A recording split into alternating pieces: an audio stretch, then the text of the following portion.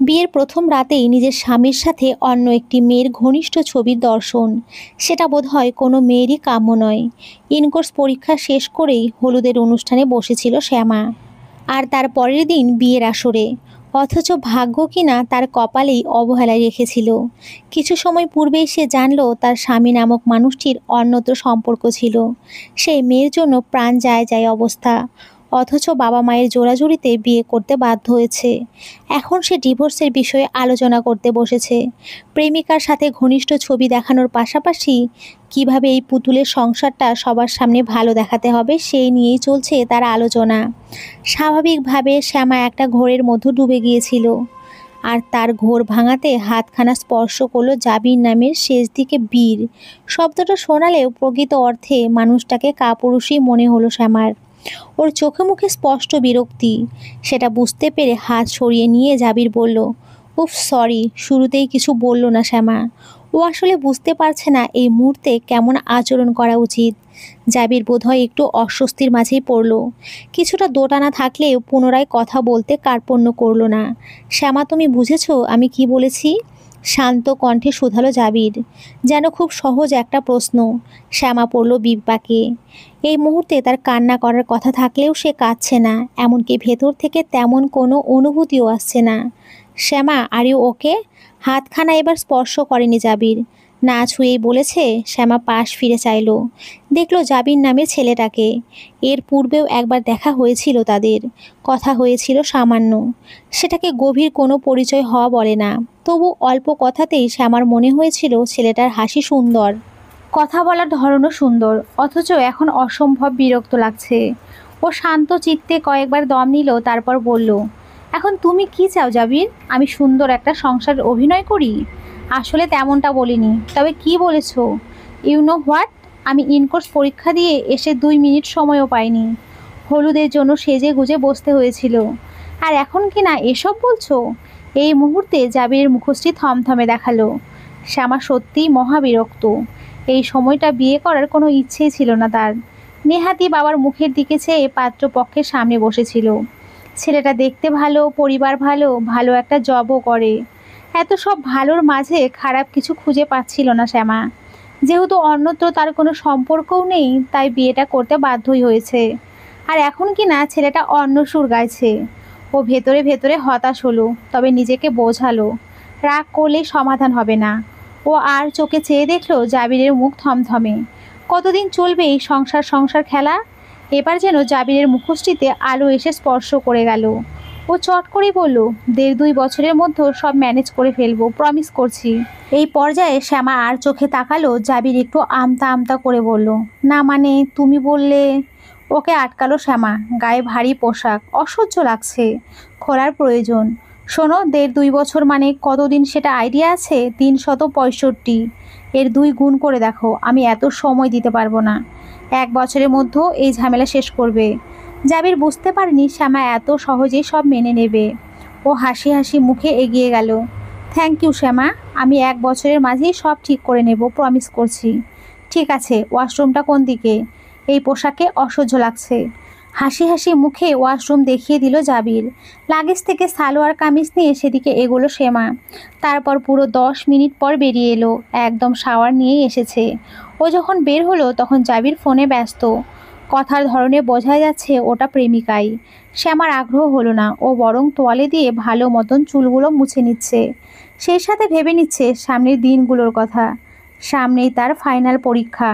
গ্র্যাজুয়েশনের পর বাইরের দেশ থেকে মাস্টার্স শেষ করার বড় ইচ্ছে ছিল। অথচ বাবার জন্য বিয়েটা করতে হয়েছে। সেই সাথে মাটি চাপা দিতে হয়েছে স্বপ্নটাকেও। এখন যেহেতু সব কিছু বদলাতে চলেছে, তাই ও ভেবেই নিয়েছে পৃথিবী উল্টে গেলেও বাইরের দেশ থেকে গ্র্যাজুয়েশন শেষ করবে সে। প্রেমিকার সাথে কথা শেষ করে এসে জাবির একটু দোটানায় পড়ল। মানুষ তো দুজন, কিন্তু বিছানা যে একটা, কার্পেট একটা আছে, তবে নিচে কে ঘুমাবে? এই একটা প্রশ্নই ঘুরপাক খাচ্ছে ওর মুখশ্রীতে। সেটা যেন স্পষ্ট বুঝলো শ্যামা। তাই সরাসরি বলল, তুমি কি আমাকে নিচে শোয়ানোর প্ল্যান করছো? দৃষ্টি ফেরালো জাবির। কিছু বলার সুযোগই পেল না, তার আগেই বালিশখানা ছুঁড়ে দিল মেয়েটা। আমি খাটে ঘুমাবো, তুমি কোথায় ঘুমাবে এটা আমার জানা নেই। জাবির এবার বিরোধ করলো, আমি নিচে কেন ঘুমাবো? আচ্ছা, একটা ডিল হোক, ডিলের কথায় ভ্রু বাঁকিয়ে তাকালো শ্যামা। জাবির বেশ ভাব নিয়ে বলল, একদিন আমি খাটে ঘুমাবো আর একদিন তুমি, এভাবে ভাগ করে ঘুমাবো, ওকে? নো ওকে। কেন, সমস্যা কি? আমি নিচে ঘুমাবো না। এটা কেমন কথা শ্যামা? যেমনই হোক সেটা আমি জানি না। অ্যান্ড বাই দ্য ওয়ে, তোমাকে কিন্তু আমার প্রয়োজন নেই, বরং আমাকেই তোমার প্রয়োজন। So good night. বলেই বিছানায় গা এলিয়ে দিল শ্যামা। আর জাবির বালিশ হাতে নিয়ে দাঁড়িয়েই রইল। কয়েক সেকেন্ড পর পুনরায় শ্যামা বলল, লাইট অফ করে দাও। হাত বাড়ালেই লাইটের সুইচ, অথচ একটুখানি কষ্ট করতে চাইছে না মেয়েটা। জাবির বুঝলো এই মেয়েটাকে যতটা ভালো সে মনে করেছে ঠিক ততটাও ভালো নয়। ও হতাশ হয়ে লাইটটা অফ করে দিল। এদিকে শ্যামা দু চোখ বন্ধ করে রাখলেও ঘুমোতে পারছে না। এই রাত নিয়ে বিশেষ কোনো ভাবনা ছিল না তার অন্তরে। তবু আজকে দিনটা না এলে বিয়ের প্রথম রাত্রি যে এমনভাবে কাটাতে হবে সেটি কখনো কিভাবে পারত সে। জাবিরের সাথে শ্যামার দিনগুলো কাটছিল অনেকটা চুক্তির মতন। বাইরে তারা বেশ হাসি ঠাট্টার সম্পর্ক দেখালেও চার দেয়ালের আড়ালে দুজন দু আকাশ নিয়ে ব্যস্ত। শ্যামার পরীক্ষার দিনগুলো ঘনিয়ে এসেছে, মাথায় রাজ্যের চিন্তা। এদিকে শাশুড়ি এসে প্রায় দিনই বলেন, দ্রুত একটা বাচ্চা নাও, নাতি নাতনির শখটা পূরণ করো তো। এই কথা শুনে নীরবে হাসে শ্যামা। মাঝে মাঝে ওর বলতে ইচ্ছে করে, মা আপনার ছেলেকে বলুন এই কথা, আমি তো একা একা বাচ্চা আনতে পারবো না। মনের কথা মনেই থেকে যায়। নীরবে কথাগুলো এড়িয়ে যায় শ্যামা। কিন্তু আজ ঘটনা ঘটেছে উল্টো। বাসায় মেহমান এসেছে। মেহমানরাও একই কথা বলে গেলেন, অথচ ওদের বিয়ের মাস দুয়েক পেরিয়েছে মাত্র। বিষয়টি নিয়ে শ্যামা বিরক্তই ছিল। কাবাডে কাপড়গুলো তুলে রাখতে গিয়ে অন্যমনস্ক হয়ে পড়েছিল। তখনই জাবিরের আগমন ঘটল। চেহারায় বেশ একটা উজ্জ্বলতা খেলা করছে।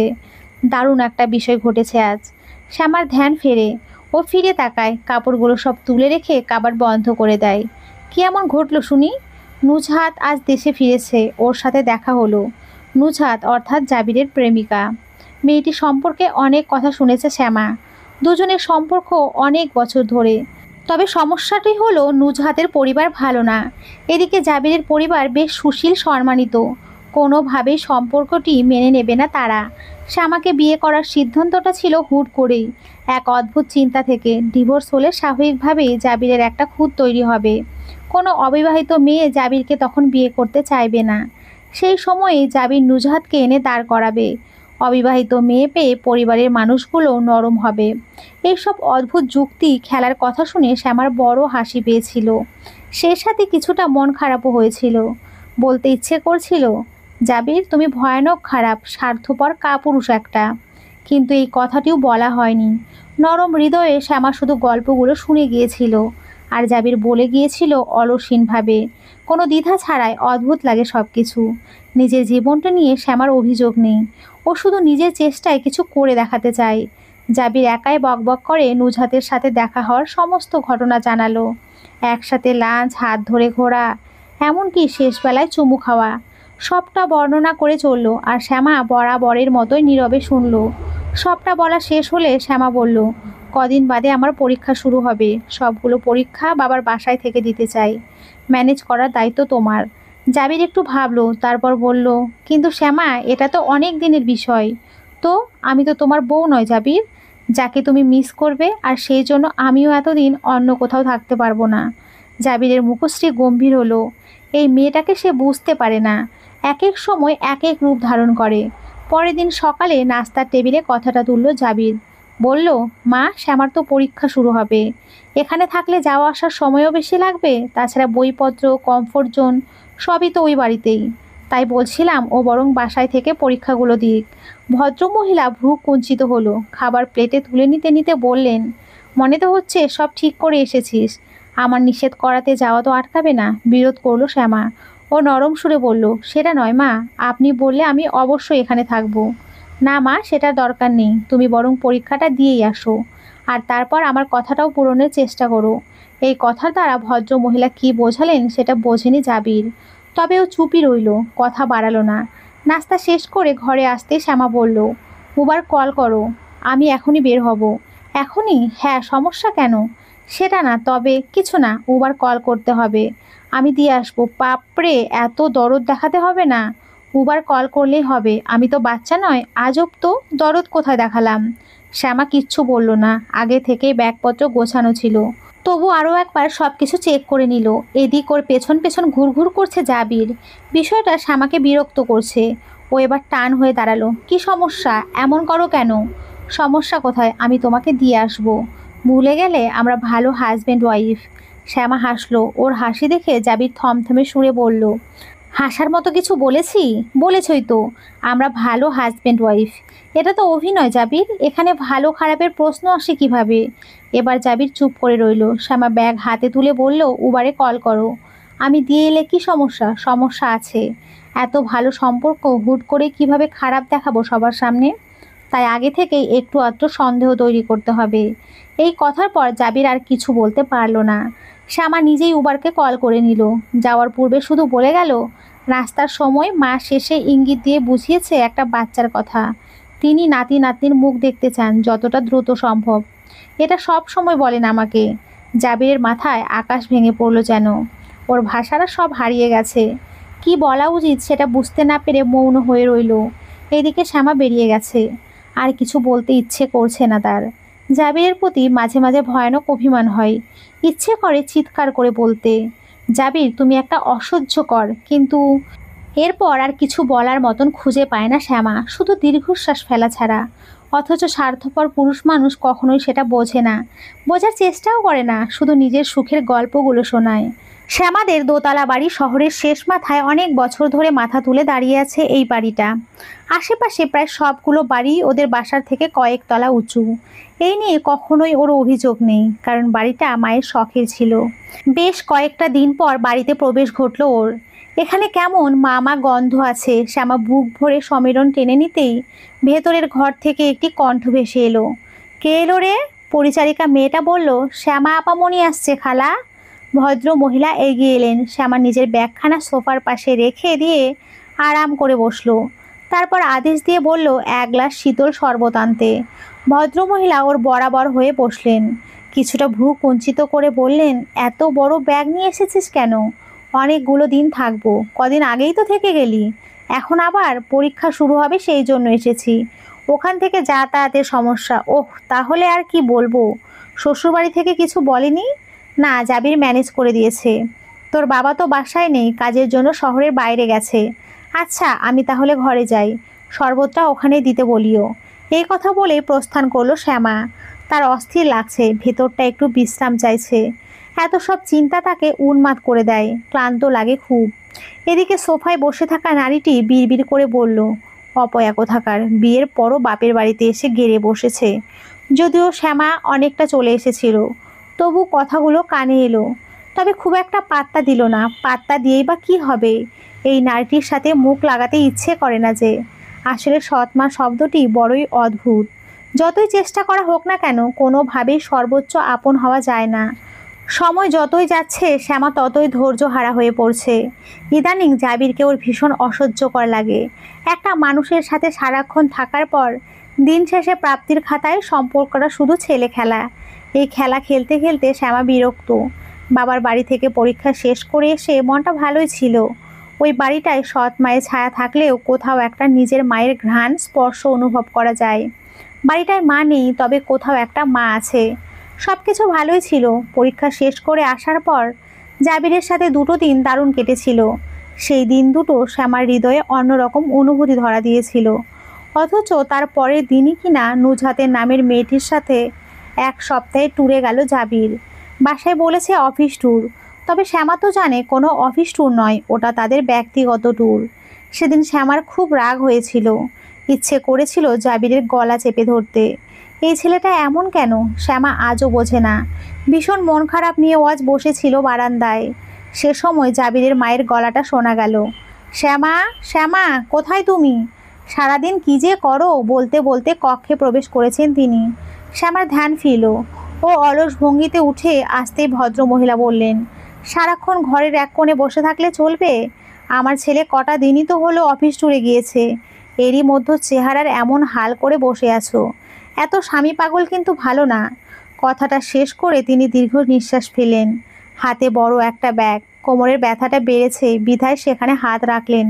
যাও তো একটু দোকানে দিয়ে আসো। দোকানে ছেলেটাকে বারবার বলেছিলাম এসে যেন নিয়ে যায়, এলোই না। কাপড়গুলো সব নোংরা হয়ে আছে। আচ্ছা মা, শ্যামা ছোট করে জবাব দেয়। কাপড়ের ব্যাগটা বেশ ভারী। ও একটু টেনে নিয়ে খাটের পাশে রাখে। দেরি করো না, আর স্বামীর চিন্তা বাদ দিয়ে একটু সংসারেও মন দাও। পরীক্ষা তো শেষ, একটু ঘরের কাজে হাত লাগাও। শ্যামা নীরবে সম্মতি জানায়। ভদ্রমহিলা চলে যেতেই আরশির সামনে এসে দাঁড়ায়। তিনি মাত্র বলে গেলেন ও নাকি স্বামী পাগল হয়েছে। এই কথাটি তো সত্য নয়। জাবির তো শ্যামার স্বামী নয়। না, স্বামী বটে, তবে কাগজ কলমে। বাস্তবতা তো ভিন্ন। শ্যামা তো সেটা জানে, মানে। তবে কেন হৃদয়টা ধক করে ওঠে। নিজের ওপরে বিরক্ত হয়ও, কান্না পায়, তবে কাঁদে না। গিলে নেয় ভেতরে, ঠোঁট কামড়ে বলে, জাবির, তোমাকে ঘৃণা করি, ঘৃণা করি। একদম মনে করব না তোমায়, একদমই না। তখন বেশ রাত, শ্যামার চোখ লেগে এসেছিল। সারাদিন বেশ কাজ করেছে সে, নিজেকে ব্যস্ত রেখেছিল। ব্যস্ততা মানুষকে হৃদয়কে শান্তি দেয়, আর কাউকে না দিলেও শ্যামাকে দেয়। মানসিক শান্তি মিলেছে তার, তাই চোখটা লেগেছিল। অমর সময় দরজাটা ধীরে ধীরে খোলার শব্দ হলো। ওর ঘুম পাতলা, মুহূর্তেই সজাগ হয়, চোখ মেলে যায়। পুরো কক্ষ অন্ধকারের রাজত্ব। হৃদয় কাঁপে তার, কিছুই দেখছে না। মনে হচ্ছে অন্ধকার ওর গলা চেপে ধরবে। ভয়ে গলার কাছটা ঘেমে এসেছে। শ্যামা চিৎকার করতে যাবে, অমনি এক টুকরো আলো জ্বলে ওঠে। ভেসে ওঠে একটি মুখশ্রী। এই মুখশ্রীকে আজ সারাদিন ঘৃণা করেছে ও। হ্যাঁ, মুখশ্রীটা জাবিরের, সেই অসহ্যকর ছেলেটার। চোখে মুখে আজ উপচে পড়া খুশি। ও ধীরে মোমবাতি সহ এগিয়ে আসে একদম মুখের কাছে। শ্যামা ঘেমেছে বিধায় মোমের আলোয় বিন্দু বিন্দু জল চকচক করছে। প্রচণ্ড রাগ আক্রোশ থেকে মেয়েটি যখন আক্রমণ করতে যাবে, অমনি সুর ধরল জাবির। হ্যাপি বার্থডে শ্যামা, হ্যাপি বার্থডে। তুমি তো বেশ বড় হয়ে গেলে, পুরো 24 বছর পূর্ণ করে ফেললে। কথাগুলো শুনে থ হয়ে গেল শ্যামা। জাবিরকে অন্যরকম লাগছে, তার চোখে মুখে মেকি নেই। পুরোটাই সত্য, অর্থাৎ শ্যামার জন্মদিনে সে ভীষণ খুশি। কিন্তু কেন, কেন এই খুশি? শ্যামা নিজেই নিজের জন্মদিন মনে রাখেনি। সেখানে জাবি রেখেছে, শুধু রাখেনি, দারুণভাবে উইশও করছে। শ্যামা যেন ঘোরের মধ্যে চলে গেছে। প্রচণ্ড বিস্ময়ে তার দুই ঠোঁটের মাঝে ঈষৎ দূরত্ব তৈরি হয়েছে। এই শ্যামা, তাকাও, আরে এদিকে তাকাও। শ্যামা তাকালো, তবে জাবির যেদিকে তাকাতে বলেছে সেদিকে নয়। ও তাকিয়েছে জাবিরের মুখশ্রীর দিকে। জাবির হতাশ হয়, এগিয়ে আসে, হাতের সাহায্য থুতনি স্পর্শ করে, দৃষ্টি ঘুরিয়ে আনে হাতের কাছে। ছোট্ট সুন্দর একটা কেক। শ্যামা কি বলবে বোঝে না, নিজের অনুভূতিও খুব একটা ধরতে পারে না। তবে এইটুকু বোঝে তার ভালো লাগছে। ভালো লাগছে জাবিরের এই যত্নটুকু। জাবির বোধহয় কিছু একটা বলতে চলেছে, তবে শ্যামা শুনতে পায় না। ও ঘোরের মধ্য থেকে কেকের উপরে জ্বলতে থাকা মোমবাতিতে ফু দেয়। উচ্ছ্বাসে ভেসে আসে জাবিরের কাছ থেকে। জাবির বলে চলেছে, happy birthday to you, happy birthday, happy birthday, happy birthday dear Shyama. এতগুলো শব্দের মাঝে শ্যামা শুধু ডিয়ার শব্দটি শুনেছে। ওর অন্তর লাফায়। ডিয়ার মানে তো প্রিয়। শ্যামা জাবিরের প্রিয়, এটাও সম্ভব?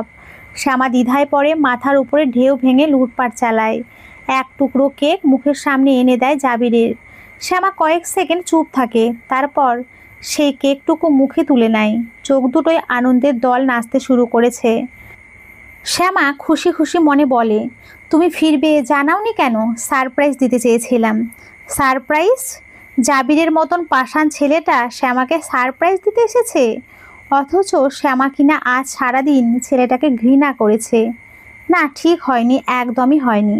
শ্যামা নিজের মনকে শাসন করলো, দুই একটা ধমকও দিল। তারপর যখন থ্যাংক ইউ বলবে, অমনি জাবির বলে উঠল, আমার তো আসলে কিছুই খেয়াল নেই। আমার বন্ধুরা তাদের বউ গার্লফ্রেন্ড নিয়ে ট্যুরে গিয়েছে, আমিও গিয়েছি। অমনি সকালবেলা নুজহাত বলল তোমার বার্থডের কথা। ওই জোর করে পাঠালো সারপ্রাইজ দেওয়ার জন্য। মেয়েটা পুরো পাগল। তোমার প্রতি ওর অনেক কৃতজ্ঞতা, বুঝলে? না হলে এমন একটা ট্যুর থেকে পাঠায় কেউ? শ্যামার কানে কিছু একটা এসে আঘাত করে গেল, যেন কেঁপে উঠল দেহ। নুজহাত পাঠিয়েছে, অর্থাৎ জাবির নিজে থেকে আসেনি। ওর গলাটা কেমন শুকিয়ে এলো। চোখে মুখে যেই খুশিটা এসে স্পর্শ করেছিল তা পালিয়ে গেল। শুকনো ঢোক গিলতে জাবির বলল, তোমার বার্থডের জন্য 2 দিন আগে চলে আসতে হলো। জাবির এমনভাবে বলল যেন শ্যামা ওকে আসতে বলেছে। সেই জন্য ওর ট্যুরের রোমান্টিক সময়টা মিস হয়েছে। যদিও শ্যামার ভেতরটা রাগে পুড়তে লাগলো, তবুও মৌন রইল। একটু আগেই যা ভালো লাগছিল তা এখন অসহ্য লাগছে। চরম বিরক্তি নিয়ে মেয়েটি বলল, নুজহাতকে থ্যাংক ইউ জানিও। তুমি কি আর কিছু বলবে জাবির? শেষ কথায় বেশ অনেকটাই অবাক হলো জাবির। এত পথ জার্নি করে এসেছে সে শুধুমাত্র সারপ্রাইজ দিবে বলে, অথচ এই মেয়েটা কোনো পাত্তাই দিচ্ছে না। ও ঠোঁট কামড়ে তাকিয়ে রইল। শ্যামা স্বীয় ভঙ্গিতে কম্বল টেনে নিয়ে বলল, কোনো কাজ না থাকলে লাইটটা অফ করে দিও, আলোতে আমার ঘুম হয় না। পাষাণ পাষাণ পাষাণ, জাবির একটা অসহ্য রকম যন্ত্রণার নাম। শ্যামার ইচ্ছে করছে ছেলেটার সবগুলো চুল টেনে ধরতে, কলার চেপে বলতে, তুমি একটা ভয়ানক মানুষ, হৃদয়হীন অসহ্য এক ছেলে, তোমাকে আমি দেখতে চাই না, দেখতে চাই না আমি। কিন্তু বরাবরের মতনই কথাগুলো হৃদয়েই থেকে গেল, মুখ ফুটে আর বলা হলো না। শ্যামা আর তার কল্পনার কথাগুলো আড়ালেই রইল। জাবির নামের পাষাণটি তার কিছুই জানলো না, বুঝলও না, শুধু অবাক নয়নে চেয়ে রইল। বেশ কদিন ধরেই শ্যামার শরীর ভালো না, তবে ব্যাপারখানা কেউ খেয়াল করেনি, এমনকি জাবিরও না। করবে বা কেমন করে, তার মনে তো অন্য কেউ। শ্যামার সাথে যথেষ্টই দূরত্ব তার, আজ একটু বেশি খারাপ লাগছে, পেট গুলিয়ে বমি আসতে চাইছে। জাবির গিয়েছে অফিসে, শাশুড়ি আছেন, তবে ভদ্রমহিলা বেশ বিরক্ত ওর ওপরে। তিনি বারবার করে বলে চলেছেন একটা বাচ্চা নাও, অথচ মেয়েটা পাত্তাই দিচ্ছে না। এদিকে বিয়ের পর প্রায় 7 মাস কেটে গেছে, তিনি তো ইদানিং ভয়ে আছেন, কে জানে মেয়েটার কোনো সমস্যা আছে কি না। এই সকল দুশ্চিন্তায় তার রাতের ঘুম হয় না। সময়ে অসময়ে কথা শুনতে হয় শ্যামাকেও, অথচ জাবিরকে কেউ কোনো প্রশ্ন করে না, কেউ বলে না বাচ্চা নেওয়ার কথা, যেন সবটা শ্যামারই হাতে। অথচ বাচ্চার জন্য দুজনকে স্বাভাবিক সম্পর্কে থাকতে হয়, সেটি তো তাদের মাঝে নেই। তবে বাচ্চাটা আসবে কেমন করে? শ্যামা বিরক্ত, মাঝে মাঝে সব ছেড়ে দিতে ইচ্ছে করে হারিয়ে যেতে। ঘরে বসে থাকতে ভালো লাগে না, সেই জন্য 2 মাস ধরে একটা চাকরি করছে। এই নিয়েও শাশুড়ির কম কথা শোনায় না। জাবিরকে এসব বলতে ইচ্ছে করে না, ও ছেলে পাষাণ, তাকে বলেও লাভ নেই। এসব ভাবতে ভাবতে শ্যামার পেটের ভেতরে আরও বেশি গুলিয়ে গেল। ও বিছানা থেকে নেমে সোজা বাথরুমে চলে গেল। বমি করলো সময় নিয়েই, কাছেই ছিলেন শাশুড়ি। তিনি বুঝতে পেরে ছুটে এলেন, ততক্ষণে শ্যামা হাত মুখ ধুয়ে ফেলেছেন। তাকে ক্লান্ত দেখাচ্ছে, শাশুড়ি যেন কিছুটা খুশি। তিনি চকচকে চোখে চাইলেন, বমি করছো, ডাক দেবে না? প্রথমে কথাটা না ধরতে পারলেও শ্যামার ভেতরটা কেমন করে উঠল যেন। ও শাশুড়ির দিকে নরম চোখে চাইল, এবার বোধহয় একটা সুখবর আসবেই। আসো আসো, বসো বিছানায়, যত্ন করে শ্যামাকে বসালেন তিনি। শ্যামা নত হয়ে রইল। ও বুঝতে পারল নারীটির ভেতরের চাওয়া। আসলে তারও দোষ নেই, সবাই নাতি নাতনির মুখ দেখতে চায়। শ্যামা কিছু সময় চোখ বন্ধ করে রইল, ততক্ষণে আর এক কাণ্ড হয়ে গেল। জাবিরের মা জাবিরকে কল করে বলে দিল সুখবর আছে, আর সুখবরটা নতুন সদস্য আসার। এই সুখবরের কথা শুনে জাবির আর অফিসে থাকতে পারেনি, সঙ্গে সঙ্গে ছুটে এসেছে। শ্যামা তখন কপালে হাত ঠেকিয়ে শুয়ে আছে। জাবির ঘরে প্রবেশ করে দরজা লাগিয়ে দিল। সে শব্দে চাইল শ্যামা। অসময়ে জাবিরকে দেখে ভ্রু কুঁচকে ফেলল। এসব কি শুনি শ্যামা, কি শোনো? পাল্টা প্রশ্ন শ্যামার। জাবিরের ললাটে চিন্তা, একই সাথে বিরক্তি। ও চোখ মুখ শান্ত রেখে বলল, তুমি নাকি প্রেগনেন্ট? এসবের মানে কি? আমাদের মাঝে তো সেই সম্পর্কই নেই। তবে তোমার বয়ফ্রেন্ড আছে, তার সাথে? শ্যামা এবার কথা বলতে বাধ্য হলো, ওর ললাটের রগ জেগে উঠেছে। আর একটা কথাও বলবে না জাবির। আমাকে তোমার বাজে মেয়ে মনে হয় যে বিয়ের আগে কারো বিছানায় গিয়ে শুয়ে পড়বো? আজব কারবার। তোমার মা কি বলতে কি বলেছেন সেটা নিয়ে আমাকে প্রশ্ন করছো? জাবির এবার খুব বাড়াবাড়ি হয়েছে। তুমি আমাকে অপমান করছো। রাগে দুঃখে শ্যামার চোখ থেকে জল নেমে আসে। জাবির নিজেও নিজের ভুলটি বুঝতে পারে, তবে ততক্ষণে দেরি হয়ে গেছে। শ্যামা ঘর থেকে বেরিয়ে গেছে। তাকে বের হতে দেখে জাবিরের মা ঘরে ছুটে আসেন। জাবির তখন হতভম্বের মতো দাঁড়িয়ে। ও আসলে মাথা ঠিক রাখতে পারেনি। এমনিতেই কঠিন এক জীবন পার করে চলেছে, সব এখনো অনিশ্চিত। এদিকে শ্যামার মা হওয়ার খবর শুনে চাপা ভয় জেগেছিল অন্তরে, তাই ওভাবে প্রশ্ন করে ফেলেছে। জাবিরের মা ছেলের বরাবর হলেন। একবার দরজার কাছে চেয়ে বললেন, শ্যামা বের হয়ে গেল কেন? কি হয়েছে? কোনো কথাই বলল না জাবির, তবে মায়ের উপরে কিঞ্চিত রাগ হলো। ছোট্ট একটি বিষয়কে কিভাবে কি বানিয়ে ফেলল। পুরো রাস্তা কেঁদেছে শ্যামা। আসার সময় ভাড়া অবধি আনেনি, শুধু ফোনটা ছিল সাথে। ও সিএনজি নিয়ে সরাসরি বাবার বাড়িতে চলে এসেছে। বাবা তখন বসার ঘরে বসে বসে বিকেলের শেষ প্রহরের উষ্ণ এক কাপ চা পান করছিলেন। শ্যামাকে দেখেই দাঁড়িয়ে গেলেন। কোনো কথা না বলে শ্যামা বলল, আমাকে কিছু টাকা দাও বাবা। হাত বাড়িয়ে রইল শ্যামা। ভদ্রলোক কয়েক সেকেন্ড চুপ থেকে শার্টের পকেট থেকে 500 টাকার নোট বের করে দিলেন। সেই টাকা হাতে ছুটে বেরিয়ে গেল শ্যামা। ততক্ষণে শ্যামার সৎ মাও চলে এসেছেন। মনে হলো শ্যামার গলা শুনলাম। হ্যাঁ, এসে টাকা নিয়ে চলে গেল। মানে? দাঁড়াও দেখি কি হয়েছে। শ্যামা ফিরলো একটু বাদেই, হাতে খুচরো 100 টাকা। সেটা বাবাকে ফিরিয়ে দিয়ে বলল, ভুলে পার্স রেখে চলে এসেছি। ভদ্রলোক কিছু বলার পূর্বেই পাশ থেকে ওর সৎমা বললেন, আসবি? আগে তো জানালি না। প্ল্যান ছিল না, আমি একটু ঘরে যাই। বলেই হনহনিয়ে চলে গেল শ্যামা। জাবির অনেকবার কল করেছে, তবে রিসিভ করেনি শ্যামা। ওর শুধু কান্না পাচ্ছে জাবিরের মুখ থেকে শোনা কথাগুলোর জন্য। দীর্ঘ 7 মাসের একটু একটু করে ছেলেটার প্রতি অনুভূতি জন্মে গেছে। সেটা শ্যামা অস্বীকার করতে পারে না, পারার কথাও না। তবুও চুপচাপ সব মেনে নিচ্ছে। কিন্তু এবারে বেশি হয়ে গেল। এভাবে অপমান হওয়ার কথা শ্যামা স্বপ্নেও ভাবে না। ও রুমে এসে দরজা লক করে দিয়েছে। কিছু সময় কাটতে হবে, তবে যদি হৃদয়টা শান্ত হয়। এমনিতেই শরীর ভালো না, তার উপরে রাতেও খাওয়া হয়নি। সব মিলিয়ে অসুস্থ শ্যামা আরও বেশি অসুস্থ হয়ে পড়ল। তবে কাউকে ডাকলো না। রাতের আধারে নিজের ঘরেই বসে রইল। স্মরণ করলো মা নামক মানুষটিকে। আজ যদি মা থাকতো, তবে এভাবে তার বিয়েটা হতো না। সৎ মায়ের টিপ্পনিও শুনতে হতো না। মায়ের অভাব শ্যামা বুঝতে পারে, তবে আজ একটু বেশিই মনে হচ্ছে ব্যথাটা। এদিকে সমস্ত রাত কল করেছে জাবির, তবে রিসিভ করেনি শ্যামা। ভোর অবধি প্রায় 450 কল এসেছে, কিন্তু শ্যামার মন গলেনি। হয়তো আরও কল আসতো, তবে শ্যামার ফোন চার্জ হারিয়ে সুইচ অফ হয়ে গেছে। আর শ্যামারও চোখটা কিছুটা লেগে যায়। এরই মাঝে ওর সৎমা এসে দরজায় নক করেন। শ্যামার শরীর ক্লান্ত। ও ধীরে বলে, কি হয়েছে? দরজা খুলছিস না কেন? বললাম না একটু একা থাকবো। সাথে তো ডাকছি না, জাবির এসেছে। জাবির এসেছে? শ্যামা যেন ঠিক মতন শোনেনি, তাই শুধায়, কে এসেছে? জাবির বলল তোকে ডেকে দিতে। কল নাকি রিসিভ করছিস না? শ্যামা সরাসরি মানা করতে চাইছিল, তবে কিছু একটা ভেবে বলল, ঘরে পাঠিয়ে দাও। আজব কারবার বলে চলে গেলেন তিনি। কিছু সময় পর কণ্ঠটা শোনা গেল। দরজার সামনে দাঁড়িয়ে জাবির। শ্যামা শুকিয়ে যাওয়া চোখের জল মোছার বৃথা চেষ্টা করলো। তারপর দরজা খুলে দিল। জাবিরকে বিধ্বস্ত দেখাচ্ছে।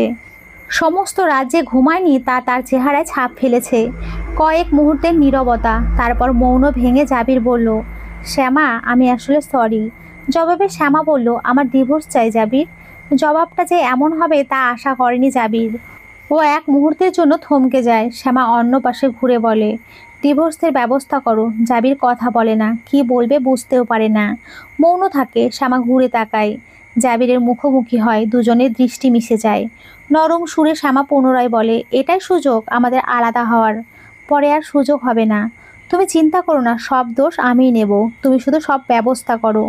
বিষয়গুলো যত সহজভাবে ভেবে রেখেছিল, এখন ততটাই কঠিন মনে হচ্ছে। এতদিন সে নিজের ডিভোর্স নিয়ে প্ল্যান করেছে, অথচ আজ শ্যামার মুখ থেকে কথাগুলো শুনে সব কেমন গুলিয়ে আসছে। ও অসহায় নয়নে চাইলো, একইভাবে চাইলো শ্যামাও। সুযোগটি আগে হারিয়ে গেছে, তাই দুজন দুজনের হৃদয় ভেদ করতে পারল না। শ্যামা আর ও বাড়ি ফিরে যায়নি। জাবির অনেকবার চেষ্টা করেও মেয়েটিকে ফিরিয়ে নিতে পারেনি। একদিন তো জাবিরের মাও এসে হাজির হলেন। হাজার হোক, মেয়েটা তার বাড়িতে এত মাস ধরে ছিল, একটা মায়া পড়ে গেছে। তবে পাষাণ মেয়েটা ফিরে তো যায়নি, বরং মুখের উপরে বলেছে ডিভোর্স চাই। এই কথা শুনে ভদ্র মহিলা বের হয়ে যান বাসা থেকে। যাওয়ার আগে দুটো কথাও শুনিয়ে যান। তারপর থেকে শুরু হয় সৎ মায়ের টিপ্পনি। সব কথাবার্তাতে তিনি হাই হাই করতে থাকেন। তার একটা ছোট্ট মেয়ে আছে, হোস্টেলে থেকে পড়াশোনা করছে।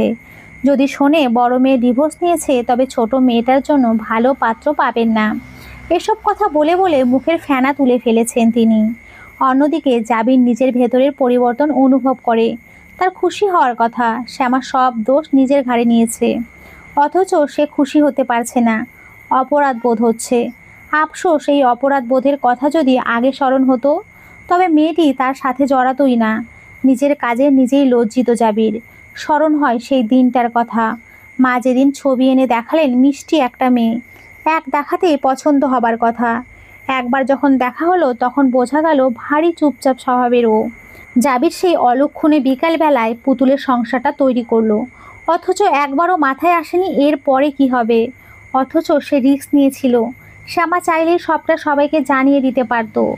অন্য কেউ হলে নিশ্চিত এমন কিছুই করতো, অথচ মেয়েটা এমন কিছুই করলো না। জাবিরের ভেতরটায় ক্ষত তৈরি হয়, একটু একটু করে ছেয়ে যায় অনেকটা জায়গায়। শ্যামা এত বেশি ভালো যে জাবির আর নিতে পারে না। কল করে বলে দেখা করতে চায়। তার পরের দিন অফিস থেকে ফেরার পথে ক্যাফেতে দেখা করতে আসে তারা। শ্যামার চেহারা ভালো মতন দেখলে বোঝা যায় ভেতরে শোক নেই, সে বেশ ভালোই আছে। অথচ ভালো নেই জাবির। শ্যামার এই ভালো মানুষের রূপ ওকে পীড়া দেয়। কফি আসে, এক কাপ কফি তুলে নেয় শ্যামা। জাবির ঝিম ধরে বসে থাকে। তখনই শ্যামা বলে, কিছু ভাবছো? ধ্যান ভাঙে জাবিরের। তবে সে চমকায় না, স্বাভাবিকভাবেই দৃষ্টি ফেলে মেয়েটা সুন্দর হয়েছে। অথচ তার নিজের চেহারা সুরত খারাপ হয়ে যাচ্ছে। কেমন একটা অস্বস্তি হয়। আচ্ছা, শ্যামা কি সেটা লক্ষ্য করে না? ও কি একটাবার জিজ্ঞাসা করতে পারে না এই হাল কেন, কি নিয়ে এত চিন্তা? যদি শ্যামা এই প্রশ্ন করে তবে জাবির তার খারাপ লাগার সবটুকু বলেই দেবে, ক্ষমা চাইবে। কিন্তু শ্যামা যে জিজ্ঞেস করছে না, এই না করাটা ওকে আরও পীড়া দিচ্ছে। ও থম ধরে থাকে। শ্যামা পুনরায় বলে, দেখা কেন করতে চাইলে? কয়েক সেকেন্ড সময় নেয় জাবির, শব্দগুলো সাজিয়ে তারপর বলে, তুমি সব দোষ নিজের ঘাড়ে কেন নিলে? মৃদু হাসি দেখা যায় মেয়েটির অধরে। ও দৃষ্টি নামিয়ে রাখে। চেয়ে থাকে জাবির। আমি দোষ নিয়েছি তাই তেমন কিছুই পরিবর্তন হচ্ছে না, প্রভাবও রাখছে না। তবে তুমি দোষ নিলে তোমাদের সংসারের পরিকল্পনা কঠিন হতো। সহজ একটা জবাব। জাবিরের ভেতর থেকে ভাষা হারায়। ছটফট হয় হৃদয়, রাগ হয় নিজের ওপরে। এ কোন ভুল করে বসেছে সে? এই মেয়েটার সাথে এত বড় অন্যায় করে ফেললো, এই ভালো মেয়েটার সাথে। জাবির বোধ হয় এই প্রথম শ্যামার দিকে চাইতে লজ্জা পাচ্ছে। কেমন করেই বা চাইবে? দিনের পর দিন মেয়েটা তার পুতুলের সংসার করে গেছে, রয়েছে কিছু স্মৃতিও। তবে স্মৃতি নিয়ে সে যে অনেকটা দুঃখ দিয়ে ফেলেছে। জাবির যদি জানতো শ্যামার হৃদয়ে কি চলে, মেয়েটা যে তাকে ভালোবাসতো, এমনকি বাসেও, তবে নিশ্চিত মাথা ঠুকে প্রাণ বিসর্জন দিত। তবে ভালো মেয়ে শ্যামা নিজের অনুভূতি লুকিয়ে রাখে, বুঝতে দেয় না কোনো কিছুই। বরং খুশি মনে বলে, তুমি একটা ধন্যবাদ পাও। আমি? বিস্ময়ের সাথে শুধায় জাবির। শ্যামা দুই পাশে মাথা কাত করে বলে, হ্যাঁ। দেখো, তুমি যদি ডিভোর্সের সুযোগ না করে দিতে তবে আমি যে বিদেশে পড়ার স্বপ্ন দেখেছিলাম তা কখনোই পূরণ হতো না। জাবির ফ্যাল ফ্যাল করে চেয়ে থাকে। অথচ অকপটে মিথ্যে হাসির আড়ালে কথাগুলো বলে যায় শ্যামা। পাষাণ পুরুষ জাবির, সেই মিথ্যেটা ধরতেও পারে না। কাঁদতে কাঁদতে হিচকি উঠে গিয়েছে শ্যামার। কফি শপ থেকে বেরিয়ে এসে রিক্সা নিয়েছে। নিজের আবেগ ধরে রাখতে পারেনি, তাই কেঁদেই চলেছে। ওর কান্নার শব্দে বারবার পেছন ফিরে তাকাচ্ছেন রিক্সাওয়ালা মামা। তিনি বুঝতে পারছেন না কিছুই। শ্যামা পাশ ফিরে কাঁদতে থাকে। জাবির কেন আজ দেখা করলো? শ্যামা তো নিজেকে সামলেই নিয়েছিল, একটু একটু করে গুছিয়ে নিয়েছিল সব কিছু। তবে কেন পুনরায় ভেঙে দিল জাবির? পাষাণ মানুষটার একটুও দয়া হলো না, একটুও না। শ্যামা যখন নিজের ঘরে যাচ্ছিলেন তখনই বাবা ডেকে উঠলেন। শ্যামা নত মস্তকে বাবার কক্ষে প্রবেশ করলো। ভদ্রলোক জীবনে যে কটা পাপ করেছেন তার মধ্যে অন্যতম ছিল দ্বিতীয় বিয়ে করা। দ্বিতীয় বিয়ের পর থেকে কন্যার সাথে দূরত্ব তৈরি হয়েছে। কয়েক সেকেন্ড তাকিয়ে থেকে বললেন, বসো পাশে। নীরবে বাবার পাশে এসে বসলো শ্যামা। তিনি হাতের সাহায্য কন্যার মাথা স্পর্শ করলেন। এখনও কিছু শেষ হয়ে যায়নি। তুমি কি সত্যি জাবিরের থেকে ডিভোর্স চাও? এই পর্যায়ে কেঁদে ফেললো শ্যামা। সে তো চায় না মানুষটাকে ছাড়তে। তবে এই সম্পর্ক সম্ভব না। জোর করে কোনো সম্পর্ক হয় না। জাবিরের হৃদয়ে অন্য কেউ, সেটা জেনে সংসার করা সত্যিই অসম্ভব। ওর কান্নারত মুখশ্রী ভদ্রলোকের ভেতরটা নাড়িয়ে দেয়। তিনি আদরের হাতটা কন্যার মাথায় রেখেই বললেন, বিয়েটা দিয়ে তোমার সাথে আমি অন্যায় করেছি, পারলে ক্ষমা করো। কান্নার দরুন কথা বলতে পারছে না শ্যামা। ও তবু নিজেকে শান্ত করার চেষ্টা করলো। আমি একটু নিজেকে গুছিয়ে নিতে চাই বাবা, একটু ভালো থাকতে চাই। আমি বিদেশে গিয়ে পড়াশোনা করতে চাই, সব তৈরি। এখন শুধু সময়ের অপেক্ষা। ভদ্রলোক কিছু সময় থেমে রইলেন। মেয়ের সাথে এতটা দূরত্ব তৈরি হয়েছে যে মেয়ে যে বাহিরের দেশে অ্যাপ্লাই করে বসে আছে সেই খবরও মাত্র জানলেন। বুকটা কেমন হু হু করে উঠল। ভদ্রলোক নীরবে সম্মতি দিলেন। শ্যামা বেরিয়ে এলো। নিজের কক্ষে যেতে যেতে জাবিরকে মেসেজ লিখল, জাবির, আমি তোমাকে মুক্ত করে দিলাম। দ্রুতই আমি দেশ ছাড়ব। ডিভোর্স লেটার পাঠিয়ে দিও, আমি সাইন করে দেব। তোমার আর নুজাহাতের জন্য শুভ কামনা রইল। জাবিরের সাথে দেখা করে ফেরার পথে খবরটি পায় শ্যামা। সব কিছু অ্যাপ্রুভ হয়ে গেছে। ও যেখানে কাজ করত সেখান থেকে সাহায্য পেয়েছে। ওর পোস্টিং হচ্ছে ফরেনে, যার দরুন এত দ্রুত সব হলো। কাজ ও পড়াশোনা দুটোই করতে পারবে এখন। শ্যামার মেসেজটা দেখে জাবির থ হয়ে বসেছিল। আজকাল ও ভালো থাকতে পারে না। সারাক্ষণ কেমন কেমন লাগে, নিজের উপরে রাগ হয়, তবে প্রকাশ করতে পারে না। ও যখন বসে বসে এসব ভাবছে তখনই মা কক্ষে প্রবেশ করলেন। জাবির নরম দৃষ্টিতে চাইল। ভদ্রমহিলা দীর্ঘ নিঃশ্বাস ফেলে বললেন, যা হবার হয়েছে, ও মেয়ে যে কালসাপ হবে কে জানতো। এর জন্যই বলে সৎ মায়ের ঘরে মানুষ হওয়া মেয়ে ভালো মানুষ হয় না। বাবা তুই আর ওসব ধরে থাকিস না। আমরা নতুন মেয়ে দেখব, অথবা তুই নিজে থেকেই খোঁজ করবি কি? শেষ বাক্যগুলো জাবিরের দীর্ঘ অপেক্ষার ফসল। অথচ ও কোনো রকম প্রতিক্রিয়া দিতে পারছে না। ওর শুধুই মনে হচ্ছে শ্যামাকে নিজের জীবনের সাথে জড়ানো উচিত হয়নি।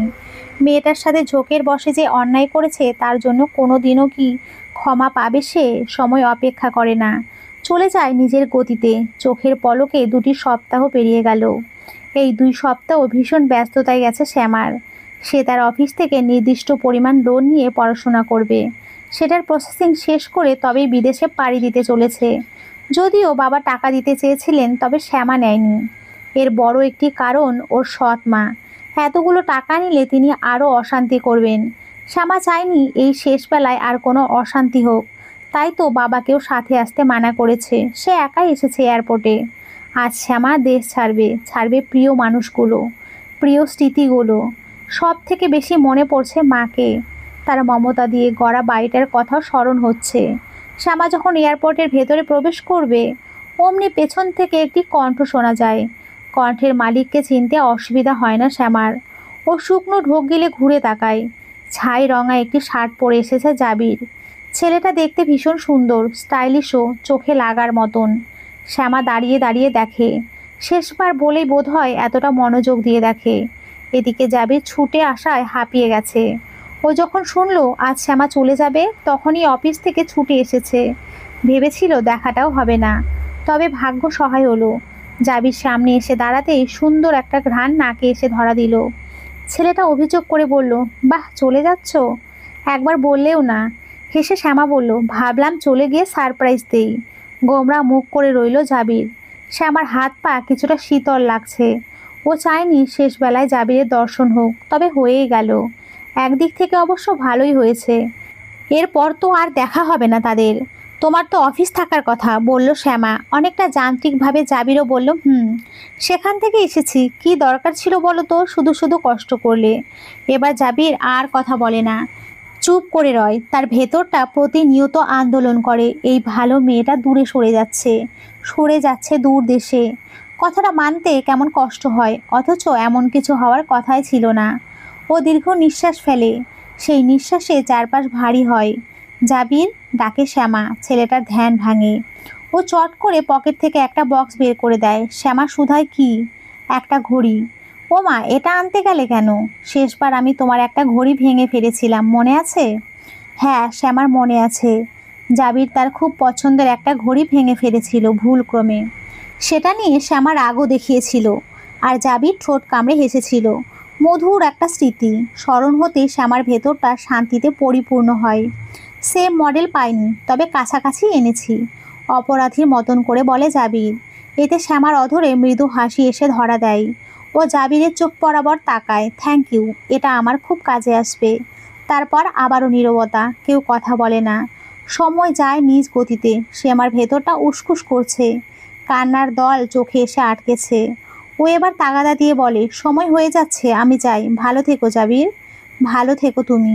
জবাবে জাবির কিছুই বলে না, বলতে পারে না।